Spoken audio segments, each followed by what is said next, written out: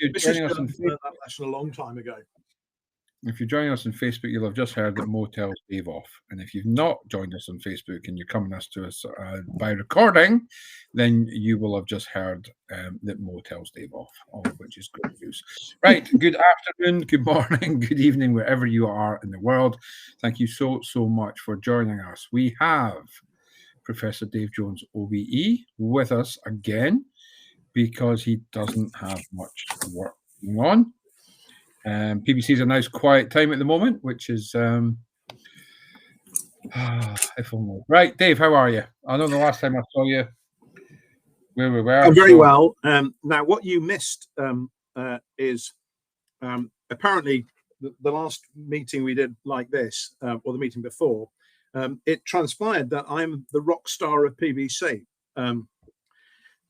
which I was quite nice and something of a surprise. I've never sort of seen myself as that. So in case you're wondering why I've named myself the Taylor Swift of PBC, that is for that reason. So in case that, so it has now become a running joke that I am the rock star of PBC.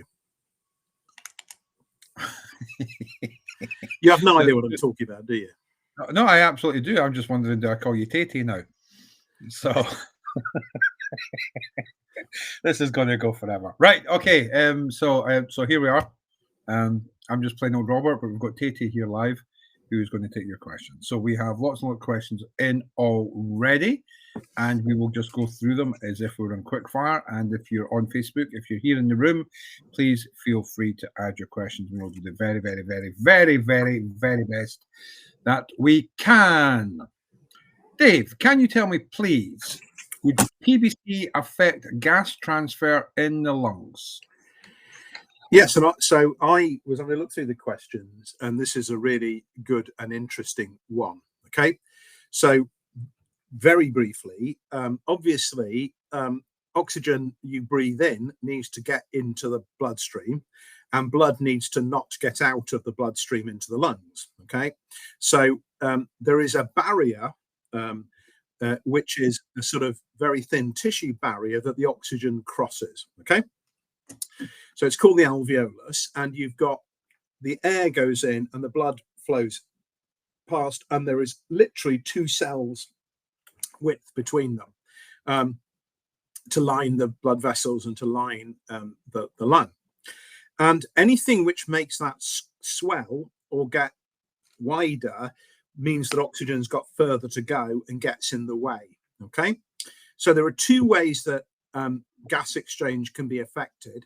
Okay, so that's gas exchange is oxygen crossing into the bloodstream, and then the other is carbon dioxide going the other way.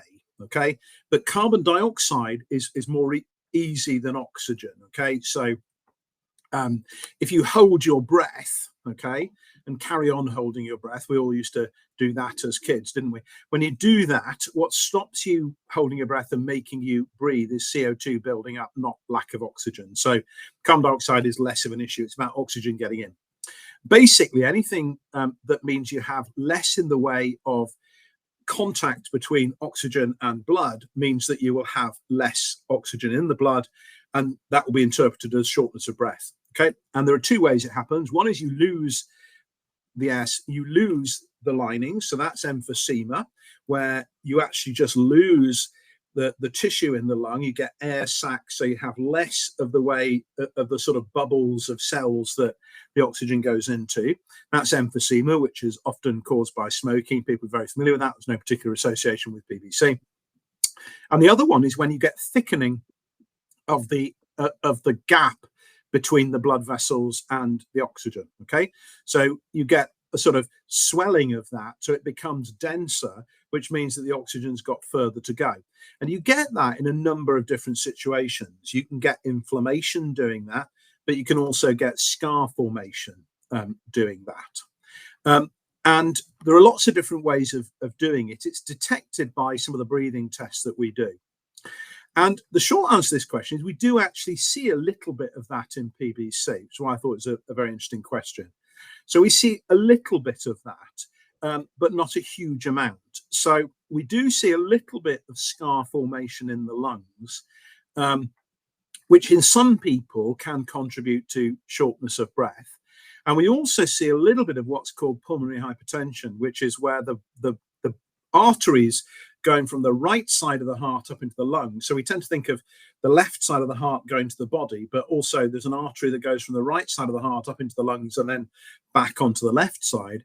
You can get hypertension in that system like you can do in the rest of the circulation, and that can also affect gas exchange. So we see a little bit of pulmonary hypertension, and we see a little bit of scar formation in the lungs, and it can contribute to shortness of breath, and it can also contribute to fatigue. And these things are difficult to diagnose unless you think about them.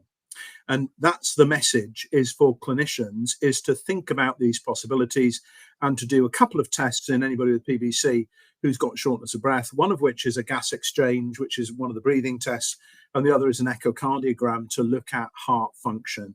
And unless you think about these things, you won't diagnose them. So the answer is we see a little bit of it, but they're not normally bad problems, but they can be nuisance type of problems. So yes is the short answer. All right, perfect. That's helpful. Thank you. So similar, PBC and bradycardia. Bradycardia. Bradycardia. So patients got PBC, also diagnosed with bradycardia at the same time, have chest pains. Is there a connection?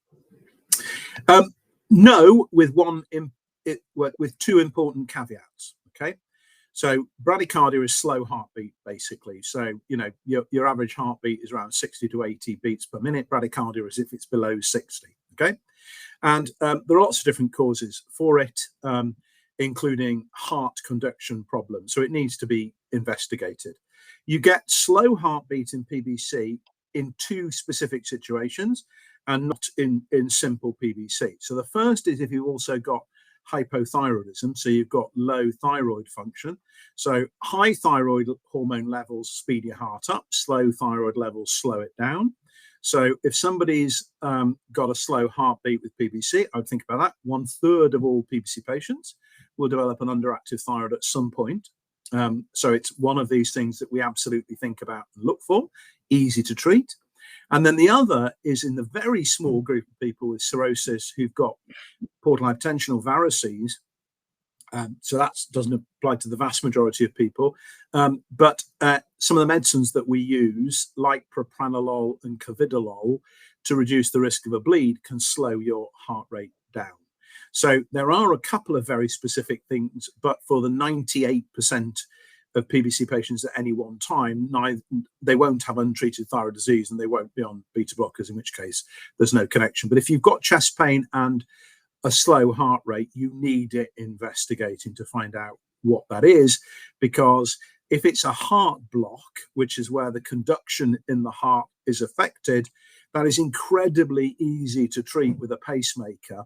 And it will be a real shame to miss it. So I would encourage you absolutely to get that investigated. Chest pain and bradycardia needs investigating, full stop. Okay, perfect. That's helpful. And then PBC and MS.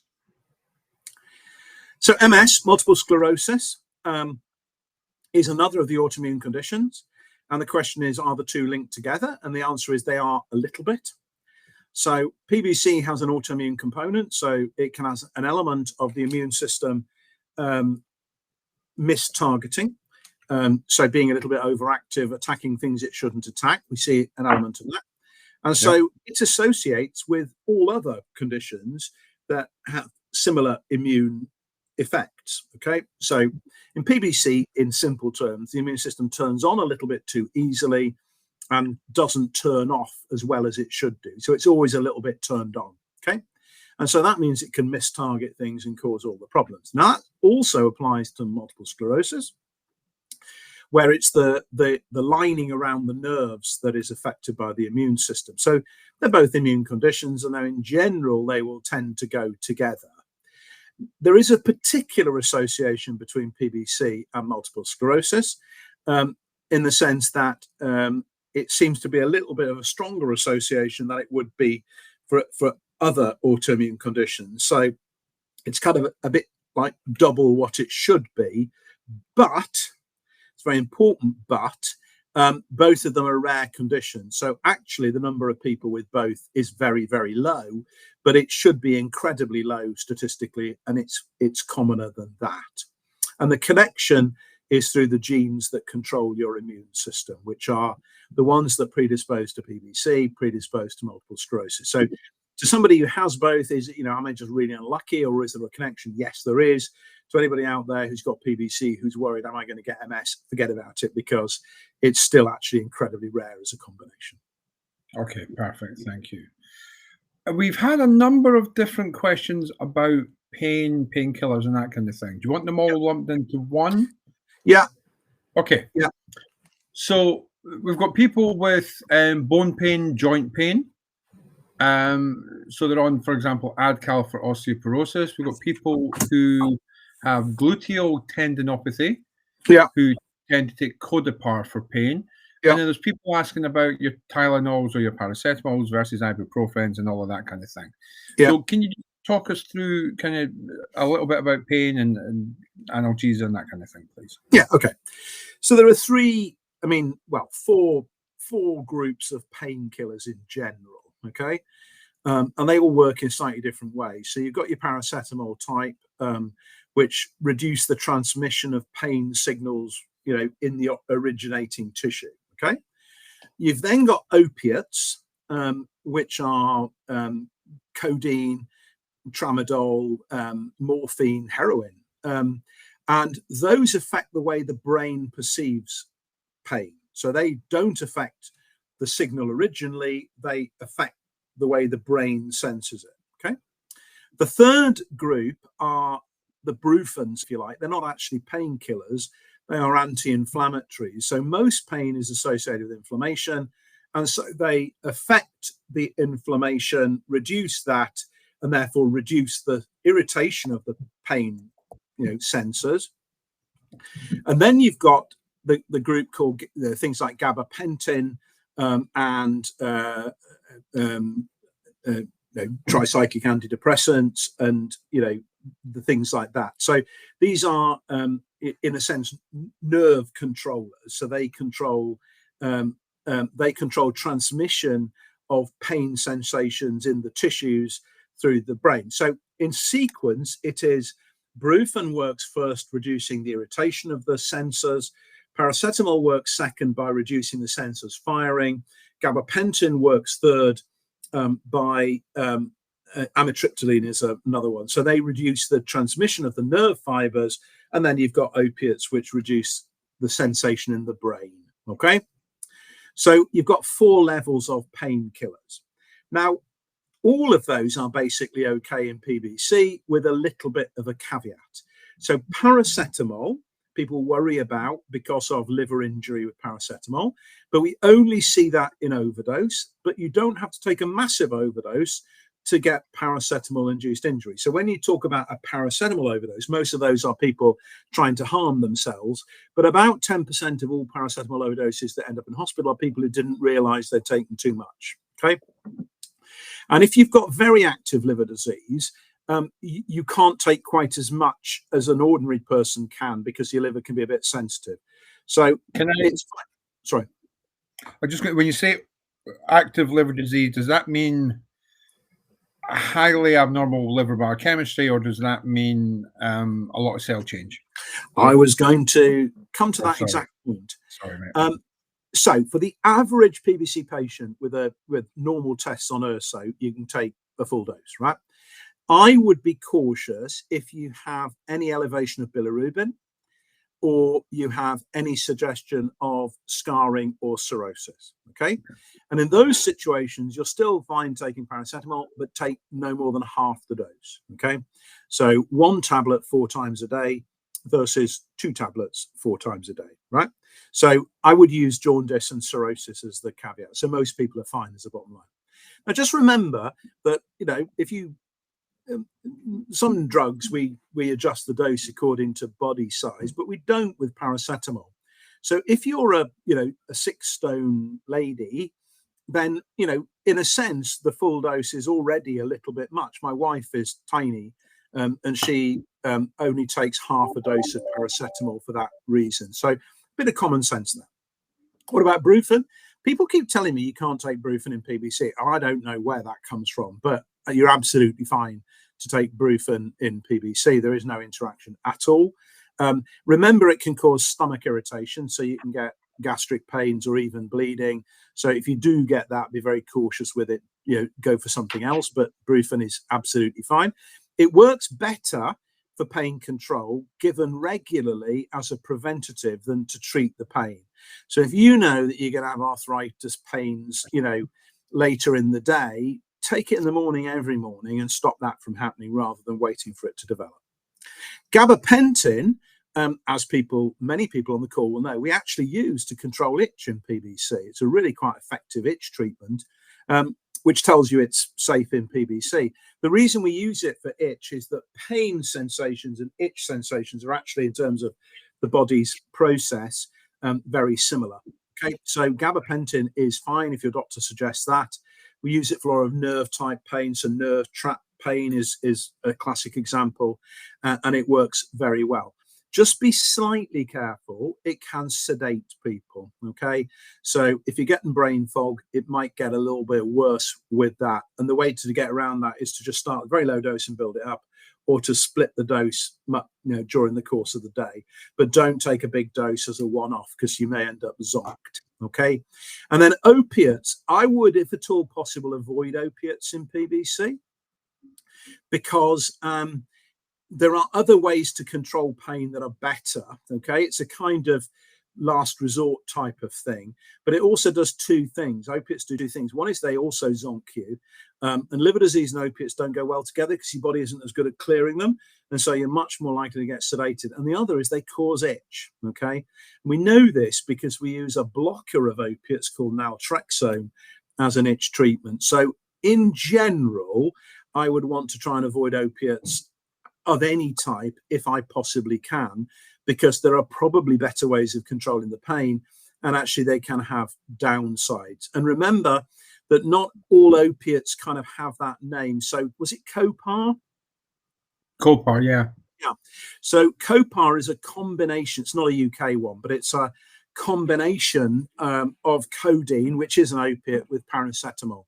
And one of the dangers with a number of these types of medicines is that you sometimes don't realize that what you're taking, okay? And there was a spate in the UK about 20 years ago of inadvertent paracetamol overdoses. So people coming into hospital with liver failure who'd taken an overdose of paracetamol, but they hadn't intended to hurt themselves. And it was because they were taking night nurse and cocodamol and paracetamol, and the labeling of packets didn't make it absolutely clear that they all contain paracetamol.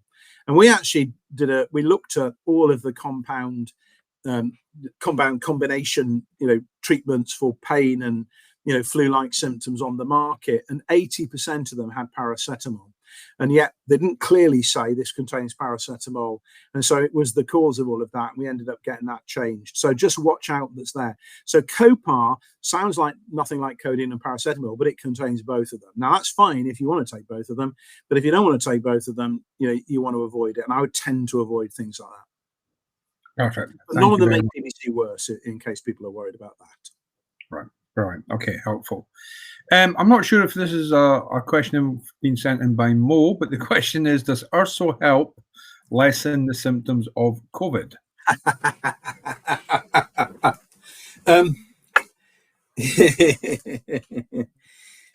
So this relates to a study that UK PBC and that by extension many people on this call have contributed to. Which is an observation that Urso reduces the chances of getting bad COVID, okay?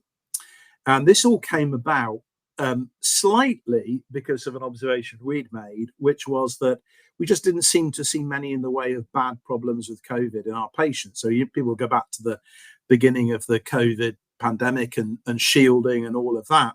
And there was a recommendation to shield people with who had liver disease, bad liver disease, right? And of course, we got asked all the time, what should our PBC patients do? And the truth is nobody knew. But over time, it became clear that we just didn't see bad problems at all frequently with PBC patients, which was interesting. And we had a few theories as to why that was, which turned out to be wrong, actually. We thought it was to do with the immune system and genetics and all of that. It turned out to be URSO, okay? Because URSO reduces the infectivity of the COVID particle, okay? So people will be familiar with getting up through your nose into your sense of smell and your brain. It reduces all of that, and it actually URSO just blocks the ability of the virus to do that. And it's really interesting. It explains probably what we saw, and people are interested in the potential for URSO to use in people who can't be vaccinated or don't want to be vaccinated for COVID, because some of the people say with a hematological malignancy, a lymphoma or a mild leukemia or something like that, they can be absolutely fine with that, but they can't mount an immune response to a vaccine, so the vaccine isn't going to work. So should we give them URSO is an interesting question. Now the question here is, if you're taking URSO, is COVID less severe, less symptomatic? And the answer is that logic suggests it would be. So we know that infectious load is a big part of this. So we knew from early days with COVID is that it was how many particles you were infected by that helped dictate what happened. So if you had a bigger dose of COVID, you would end up with worse problems than if you had a small dose of COVID, in simple terms. And so if you reduce the infectivity, it would potentially have an impact. So it's possible is the answer. I don't know. Nobody's ever really going to look at it. I would certainly not stop URSO, during COVID. Would I have vaccination or not? I have mixed feelings about ongoing vaccination, and it's an individual decision. The two caveats to all of this are, remember, if you're on azathioprine or MMF or steroids, as a tiny number of PBC patients are, then you need to be much more cautious about COVID, and ditto if you've got cirrhosis. So post-transplant on immunosuppression or with cirrhosis, you do need the vaccination. For other people, I think it's less clear, but the kind of good news is that URSO almost certainly has a beneficial effect. How much of an effect, we don't know, but there is definitely some effect. But it's just interesting. All right, perfect. Thank you. So you brought up the vaccination word. So we've been asked, and you have the RSV vaccine. Yeah. And does having PBC and IH change that from living with just PBC?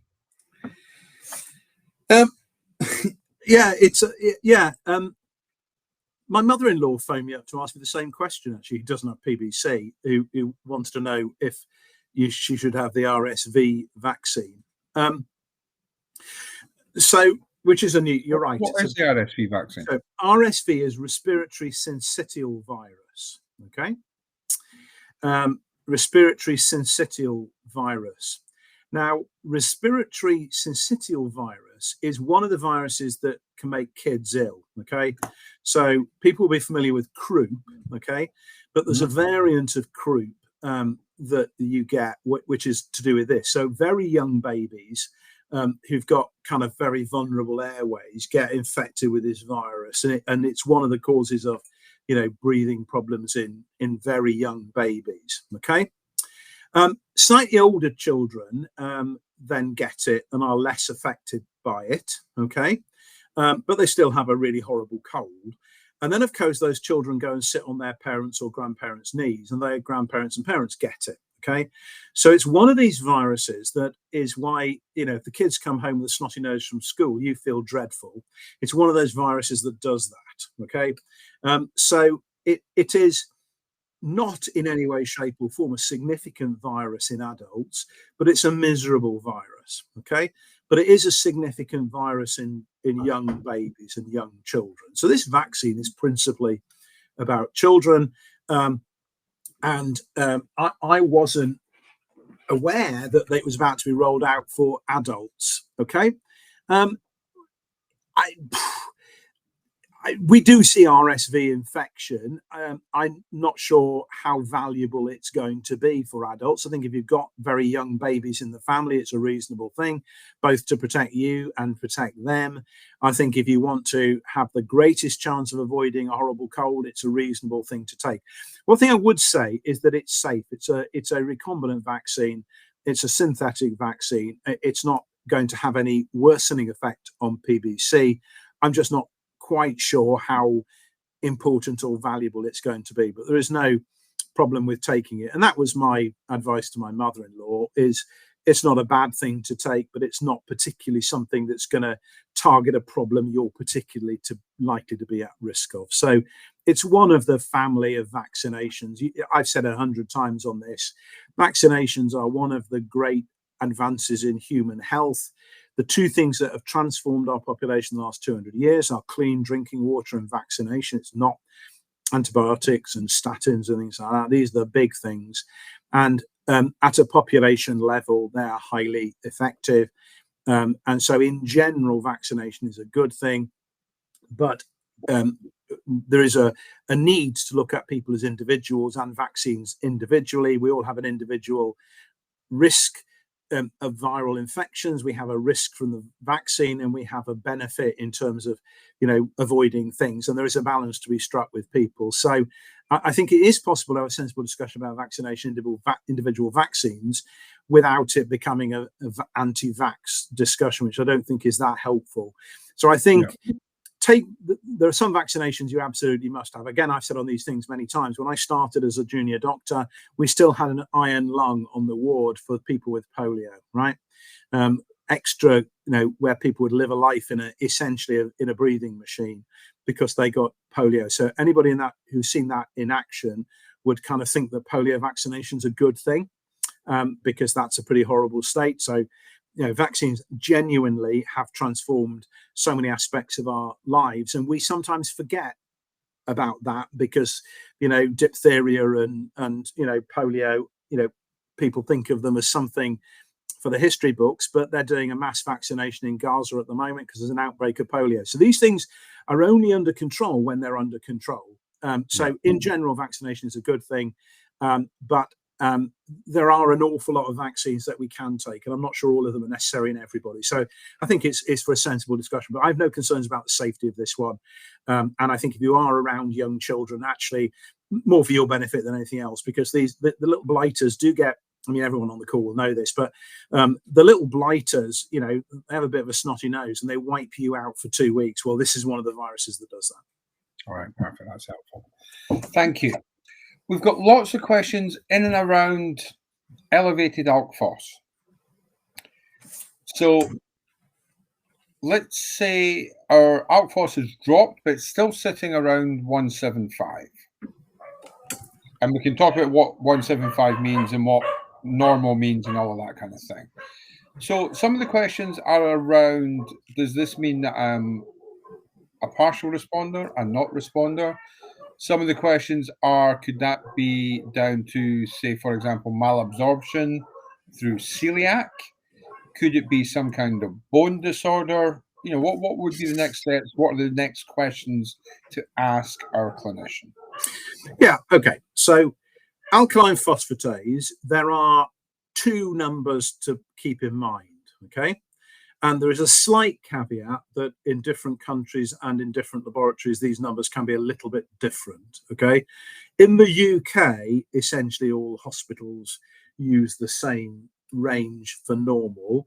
There used to be an old version of the assay which had different numbers. So in the UK today, and for most of the world, 130 is the upper limit of normal. The units don't matter. So 130 is the upper limit of normal, okay? So anything below 130 is normal. There used to be one where it was 400, but that's almost never used now. So 130 is the first number. If it's below that, it is completely normal. There is a second number, which is 210, essentially, a little bit over 210. And that is a slightly arbitrary number that has been developed in the field, which it's best characterized as a good enough response to URSA, okay? So people split into three groups. There are those people below 130, in which case that's a full response, marvelous. You don't need anything more, in terms of therapy. That's exactly what you want to see. There are people above 210 where in this day and age, we would strongly recommend adding therapy. If you're not on treatment, you need URSO. And if you are on URSO, you need an additional therapy to control it, because that's a group that we know there is increased risk of the disease progressing. So 210, above that, you need, and I talk in traffic lights, green is below 130, red is above 210. And where it gets more controversial is in the bit in the middle, and 175 is slap bang in the middle, right?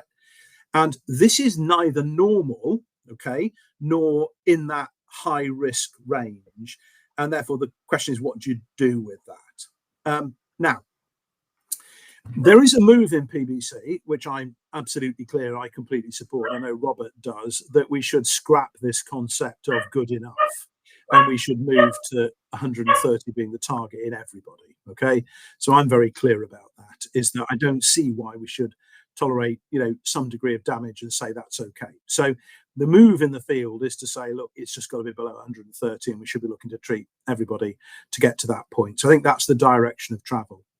If you are stuck at 175, there are certain things that you need to go through your mind. So the first is, are you on URSO? If not on URSO, you need to be on URSO. If you are on URSO, are you on the right dose? So 13 to 15 milligrams per kilogram is the dose that we would want to see people on. And if you're not on that dose, you need to up it a little bit or down it a little bit, but particularly being a bit underdosed. So that's the first thing to say.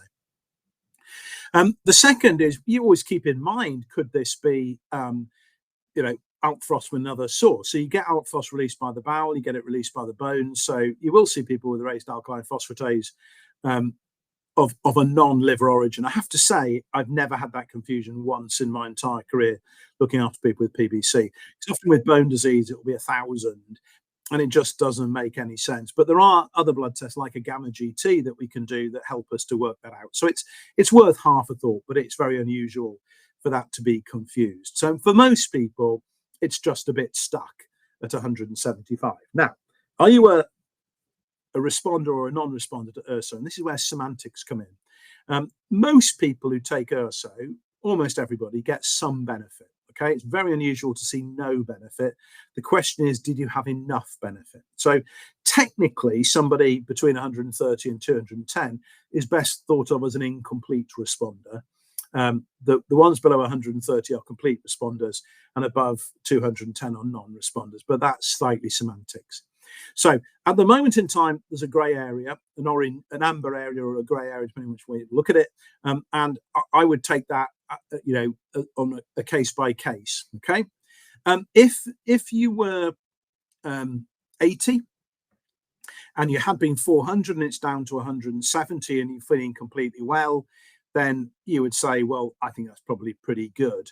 If you were 20 and had that level and you want 60 years out of your liver, that's not good enough, and you need to have additional therapy. So there is always a discussion to be had about what therapy is appropriate. So just think of the grey area. Now, are there other reasons why you'd be an under-responder to URSO, like malabsorption from celiac? The answer is no. And the reason is that celiac stops you absorbing things from your diet, but URSO is absorbed in the large bowel, not the small bowel, so it is not affected by celiac. So I don't think I've ever convincingly seen anybody who didn't absorb URSO. We used to measure the levels, we don't do it anymore. And to be honest, everyone has an appropriate level. It's whether that is enough to control the disease. So I hope that's useful. The answer is, I'm all for simplifying and saying if your alkphos is abnormal, you need more treatment rather than anything else. But I think there is like so many other things, you need to look at it on an individual basis. Perfect. That's helpful. Thank you. On the subject of URSO, so yeah, there's a question in around hair and hair thinning. There's also a question, so somebody's relatively new to URSO. So if you're relatively new to URSO, I imagine you're relatively new to PBC. And if you're here for the first time, welcome. But their question is that they're not sleeping, they've got night sweats and cough. Could this be URSO related? Will it alleviate? No, just purely coincidence. Yeah, so URSO, if you are brand new to this, I am not actually Taylor Swift, okay? Just to clear up any confusion, although I do have cats. It's a standing joke, so I do apologise. We are actually very serious, but we are serious in a way that hopefully engages with people. And, you know, I'm deadly serious about what we say and what we do and the guidance we give. But we also want to make this entertaining so that people feel it's enjoyable as well as informative. So that's why I have to call myself Taylor Swift. I wish I had her money, but there you go. URSO does a few things, and it doesn't do lots and lots of other things. So in terms of negative things, it will give you GI disturbance. It will give you often a bit of sickliness and a bit of loose stool. That will settle down over time with it, but it can be useful to kind of drip it in. So start at a lower dose and build it up to be able to tolerate those things. It does cause weight gain, a little bit of weight gain, and that's real. And the reason is because with PBC, your body gets used to actually not absorbing food correctly. And when you go onto URSO, your absorption of food returns to normal. And so therefore, your weight can go back. And so in a way, PBC helps you lose a little bit of weight, and URSO takes you back to where you were before. And then the other is a little bit of hair loss, which again, I think is a real thing. And that's about it. Now, no shortness of breath, night sweats. The only thing to watch out for is any gastroenterologist will tell you is that acid reflux, so where acid reflux is up from the stomach into the gullet, heartburn, if you like, causes a number of things, one of which is obvious, which is kind of pain there. But the other is aspiration. So acid can, at night, go up the gullet and then go down into your lungs and cause you to cough and get chest infections. And it's one of these, I mean, I don't think I ever want to look like a clever clogs, but one of the times I've looked like a clever clogs is curing somebody's asthma by treating their reflux. So it was somebody who was getting asthma attacks every night. And in fact, what they were doing is going to sleep, acid was creeping up the gullet, going into the lungs, and they'd wake up, you know, struggling to breathe. And actually acid control cured their asthma. And I looked like a smarty pants. So it is always possible that people who are refluxing can get chest infections, which would cause shortness of breath and you know, temperatures, and URSO makes reflux a little bit more likely. So just a bit of left field thinking, but in terms of a direct effect, no. Yeah. Okay. Perfect. Thank you. Okay. Sjogren's. So we often talk about Sjogren's, and then we talk about Sicca, and then we say that Sjogren's isn't necessarily Sicca, and Sicca isn't necessarily Sjogren's, and so how do we tell the difference? What difference does it actually make in a practical terms? So we've got a patient who has PBC, definitely has dry eyes and dry mouth, and I'm not aware if there's anything, you know, because there's also vaginal dryness that not many people kind of talk about publicly. And there's some brain fog, joint and bone pain. So they were tested for Sjogren's and tested negative. Yeah. Does that mean that they don't have the dryness? Does that mean they shouldn't be treated? You know, how do we deal with this on a practical level, and what does it all mean? I'm playing that. I've had some I've had some people contact me recently about developing a blood test for itch to tell if people are itching. Okay. What I said to them is, why not just ask people if they're itching? You laugh, right? Okay. Yeah. Yeah. So, and they were not British, and I said to them, does a tree that falls over in a wood without anybody there still make a noise? And the answer is, of course it does. So, do we need a blood test to tell if people have got PBC itch? No. Ask them if they're itching would be my. So what you're going to do is somebody who's scratching, who says whose blood test is negative. You can tell them they haven't got it. You know, you laugh. You have to laugh, don't you? I shouldn't be laughing, but she was. Yeah. Yeah. Okay. So somebody who's got dry eyes and dry mouth has dry eyes and dry mouth. Okay, because that's the equivalent of the blood test for itch. So you know, in a sense, if your eyes are dry and your mouth is dry, you have dry eyes and a dry mouth, right? I'll try and cut through the confusion here, because partly of this is about terminology, right? So there is a syndrome called Sjögren's syndrome, which is an autoimmune condition affecting the salivary glands and the lacrimal glands, the tear glands, okay? And it's associated by a specific immune process which has its own characteristic antibodies. So we have AMA in PBC, and they have their anti-Rho and anti-LAR and specific antibodies, right? And they also get joint discomfort with it. So Sjögren's syndrome is a well-recognized version of rheumatoid arthritis, actually. And I've got a colleague, you know, who's the equivalent in Sjögren's of me in PBC, who sees people with this Sjögren's syndrome where they have dry eyes, dry mouth, they have poor tear production, they have joint disease, and they have these characteristic antibodies, okay? That's Sjögren's syndrome. And that is treated nowadays by biological treatments, you know, novel immunotherapies, it's steroids and things like that for that condition. Now, PBC patients, in fact, Sjögren's syndrome, the combination of all of those things with those antibodies, is actually very rare indeed. So we see it occasionally, like we see, you know, multiple sclerosis, as we talked about, occasionally. Sjögren's itself is rare. But what we see very commonly in PBC is a version of that. It's a milder version of that, with milder joint problems, with often milder eye and mouth problems. And I know a lot of people with PBC have irritation with that, but people with full-blown Sjögren's have real problems with that. So there's a milder version, and they almost never have the autoantibodies, okay? So we see, think of it as Sjögren's light, okay? Now, what that means in practice is you have the process. It's part of, you know, the associated things. And it's a little bit like lupus. We'll often talk about lupus in these calls. So lupus is another of these autoimmune conditions. People worry about it with PBC. And in PBC, we see lupus light, okay? So we see some of the problems of lupus, maybe some skin rash, maybe joint problems, but we don't see the really bad lupus problems like kidney problems or brain issues, right? So we see a version of it, but it's a mild, still irritating, still symptomatic, but it's not a bad version of it. Now that is Sika. What I've described it as Sika syndrome, okay? So if you think of Sika syndrome as a big circle and Sjögren's is a smaller circle within it. So Sjögren's is a Sika syndrome. Sika just means dry gland. But most people with PBC technically have Sika syndrome, but not Sjögren's, right?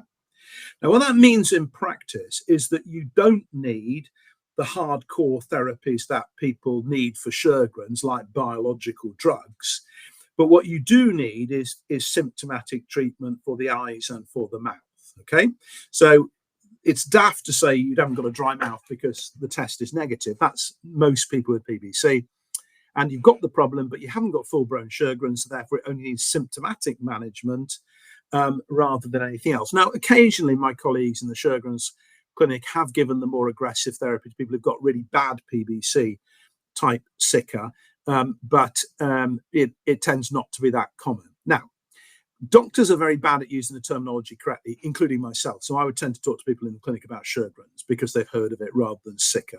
So I am guilty of that. But technically, most people with PBC don't have Sjögren's. They have Sika, which is Sjögren's light. Just okay, to add, sorry? Yeah, no, okay, I was going to come in there. Just to add a complication to it, okay? Please. We did some work a few years ago about all of this, about low tear production, okay? And we actually looked at people with dry eyes and we measured their tear production. And about half of people with dry eyes had poor tear production, and about half of people with dry eyes had normal tear production. You think, well, that seems very odd. But the people with normal tear production all had bad itch.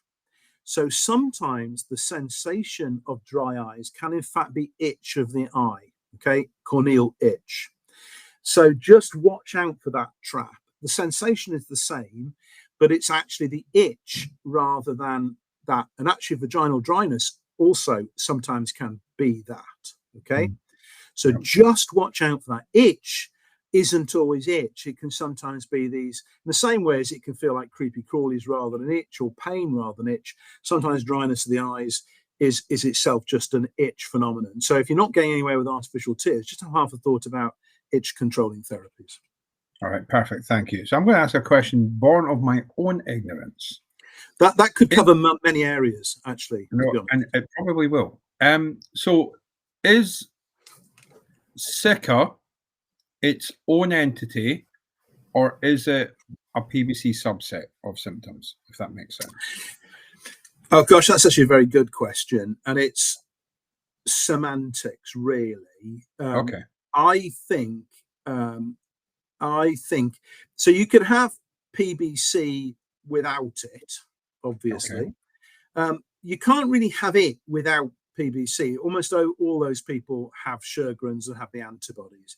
So I think you're probably right. We should think of it as a subset of PBC symptoms, actually. Okay.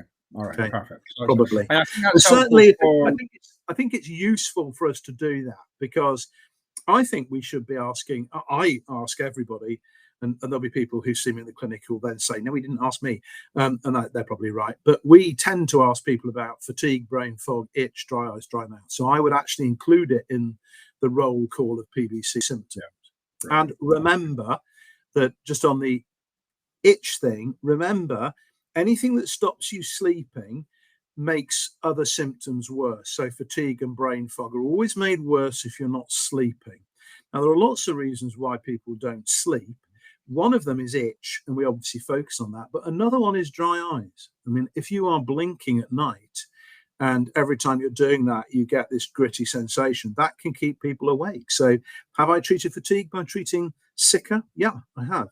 Not commonly, but it's worth thinking about. So one of the things we encourage people always is to take a lateral view. Yeah. Don't over compartmentalize. Everything is linked to everything else. Okay, perfect. Thank you. So somebody with bone and joint pain. Bone and joint. Yep, absolutely. Now, because they've been referred to as urgent, there's a fighting chance they'll get seen in under a year, but that's a long time to wait. Now, we had our patient conference recently, and we had two incredible physios come up from Birmingham. Yeah. And talk about the benefits of, and I'm going to use the E word, but meaningful activity as opposed to exercise per se. So, you know, this broadcast is not sponsored by Lycra, and nor does it need to be.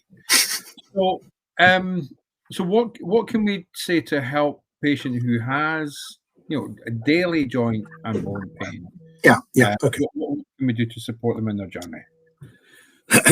So the first thing to say is that damaging arthritis is very uncommon in PBC.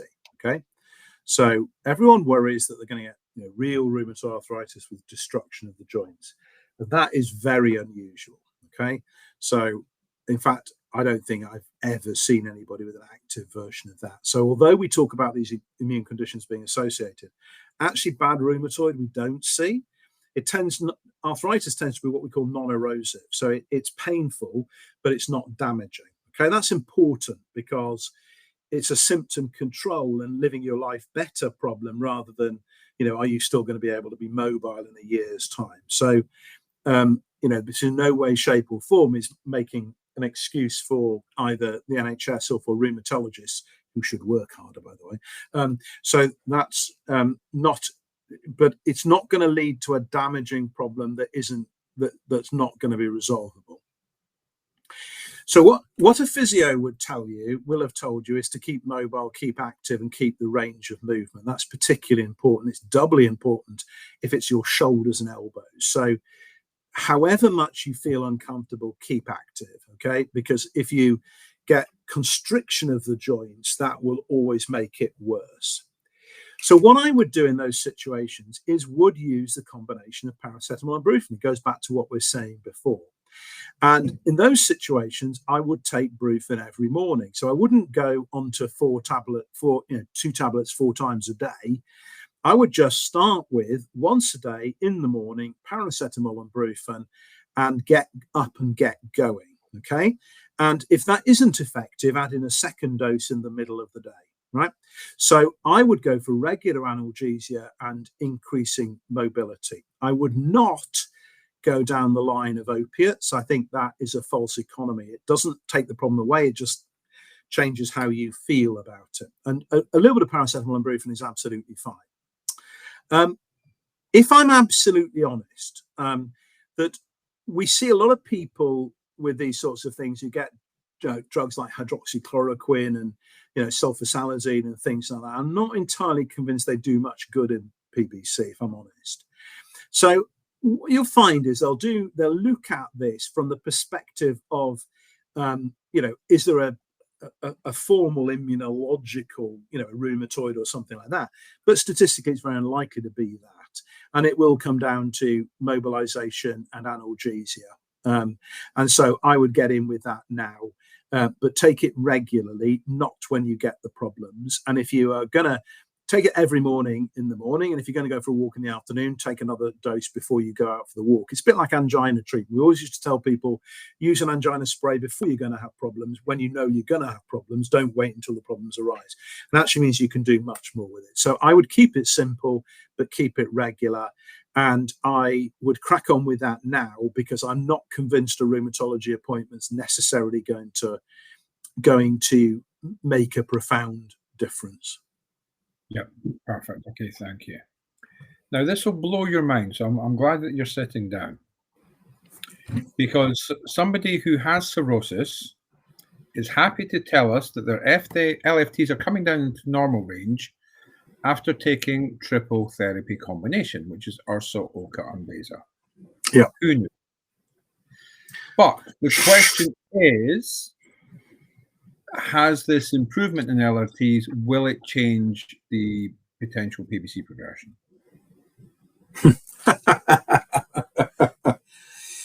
And this is coming from somebody called FD. No, right. So this is a patient asking a question.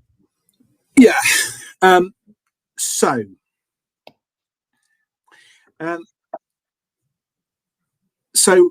gosh, there are many things wrapped up in that, and oh so very topical.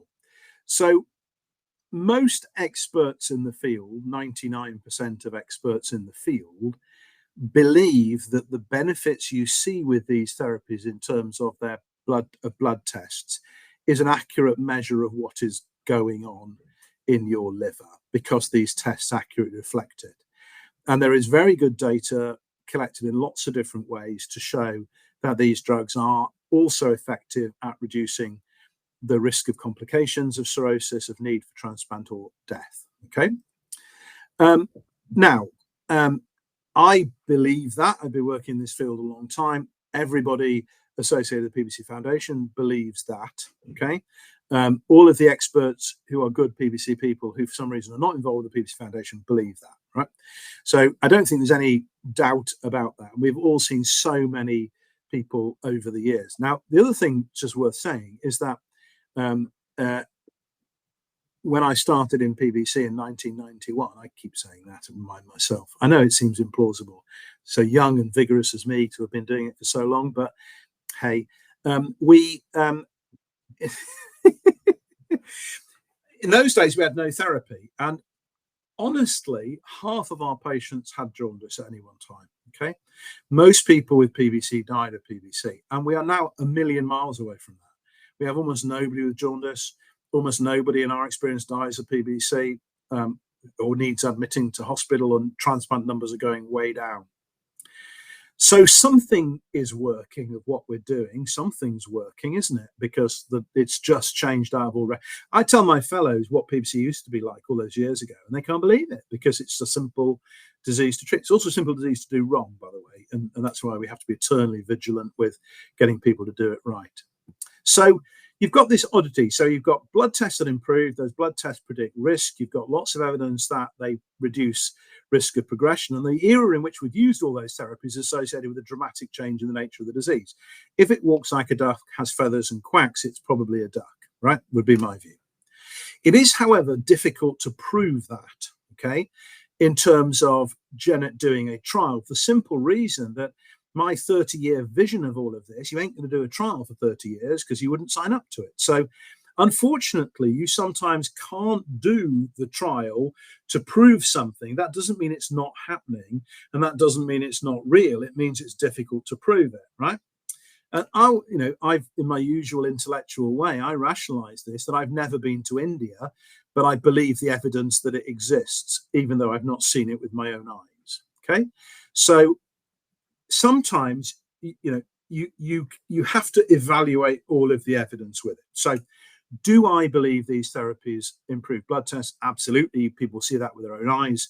Do I believe that blood test improvement is real in terms of reducing risk? Absolutely. And I think it's the bedrock of what we do. And for what it's worth, I think all of the therapies that we use in PBC work. I think they probably work in different ways. And I think we need to look at, which is the right treatment to use in which person at which time, and combinations and all of that. So there's still work to do, but I think fundamentally they will work. They improve blood tests, they improve the disease. Okay, I think it's as simple as that. Now, cirrhosis makes life more difficult. Okay, and I don't have to tell anybody that. And so clearly, if somebody has cirrhosis, which is a minority of PBC patients, don't get me wrong, but where that's the case, you've got two competing challenges. One is you want to do everything you can do to control the disease, because in a sense it's reached a point where it's becoming very important. But the other is having cirrhosis makes the challenges of the treatments, and if there is any risk with the treatments, then that's where those problems will arise.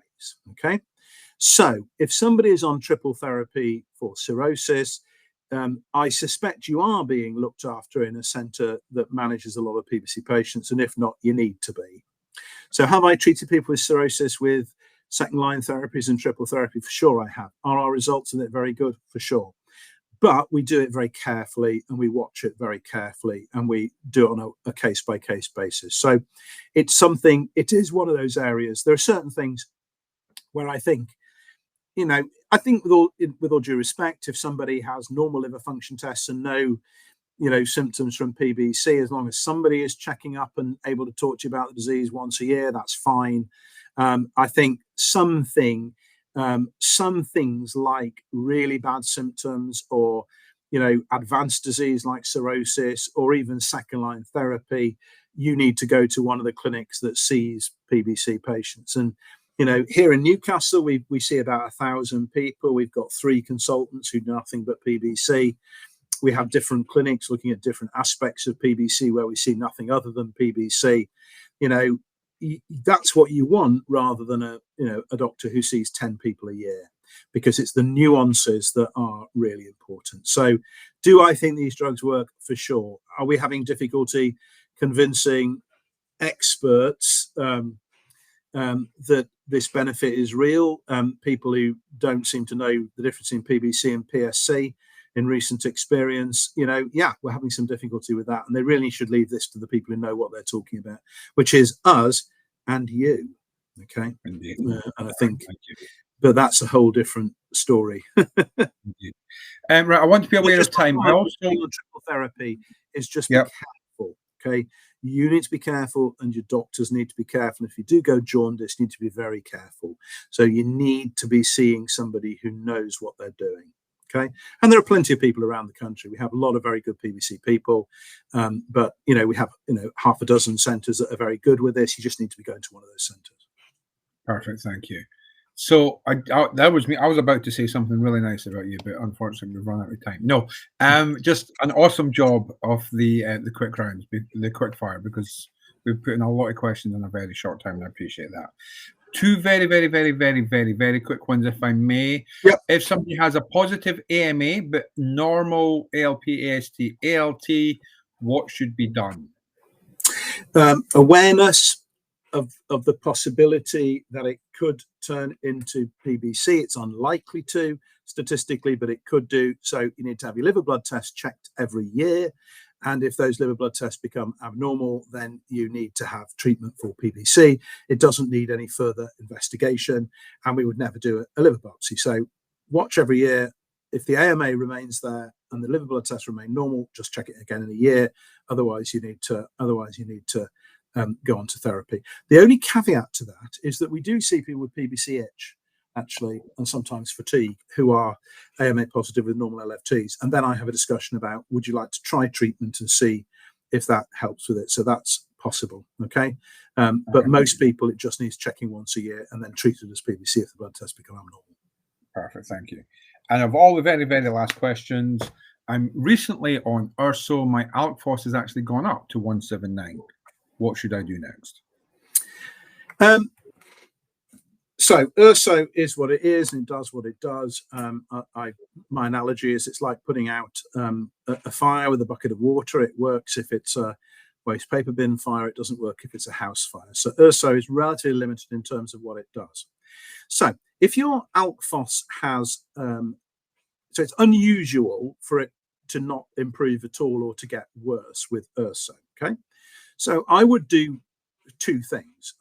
First of all, I would just want to make sure that it is liver ALK phos. Okay, so I said before you can get it with bones and gut problems and things like that. So I would do a gamma GT, which is another blood test, which is available, and it's a bit more uppy downy than alkaline phosphatase, which is why I tend not to do it, but it's not elevated in bone disease. So if the gamma GT is normal and the ALK phos is up, it's not the liver, and they need to look somewhere else. And if the gamma GT is up and the ALK phos is up, it's the liver. So that's the first thing I'd do.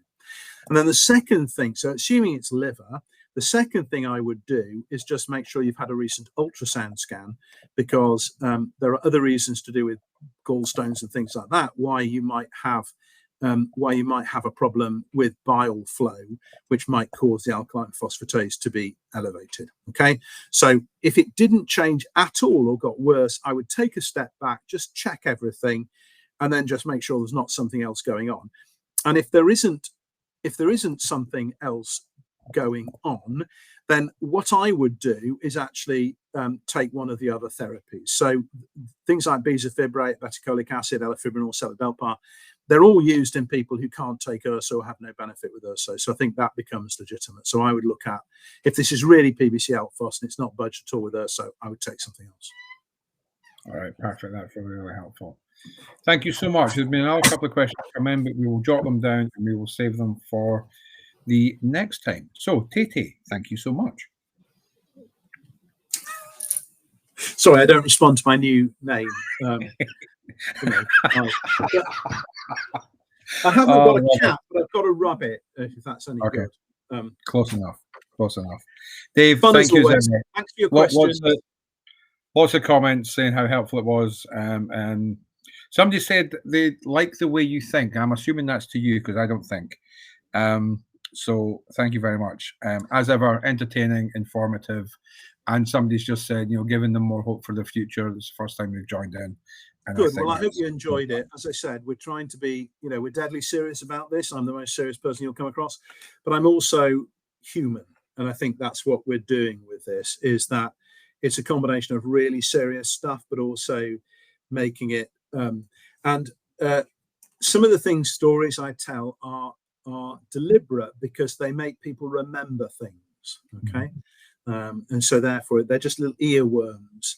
And it's all about, because at the end of the day, and I'm me, I'm deadly serious in the clinic, but I would like to think people think I'm accessible and people don't hate coming to see us, because we're not going to be able to, we're going to be seeing people for a long time with this condition. And so if they hate coming to see their doctors, that doesn't achieve anything. And so we do it in a, we do it in a sensible, we do it in a, in a way that makes it non-daunting, that's deliberate. Oh, I'm coming. Celia asked me when I'm back. I don't know is a short answer, because I just do what I'm told. But I have more sessions booked, because I've told everyone here it's a highlight of my week when I do these. So what I can say is that Dave Jones will be in Edinburgh on the 9th of October. So this is the 9th of the 10th, and we are talking about 9 out of 10 patients, because we will be launching Project 1990. Now, patients are going to be welcome to come along to that launch. So if you're in and around Edinburgh and you want to do that, get in touch with the office and we will make sure that's available to you. But Dave will be there for that launch, and we're going to talk about how we improve PBC care, what providing better care means, what Project 1990 means, and what the international campaign to ask for Project 1990 is going to be. So yeah, we'll see you then, my friend. Thank you. All right. See you all soon. Thank you so much. Right,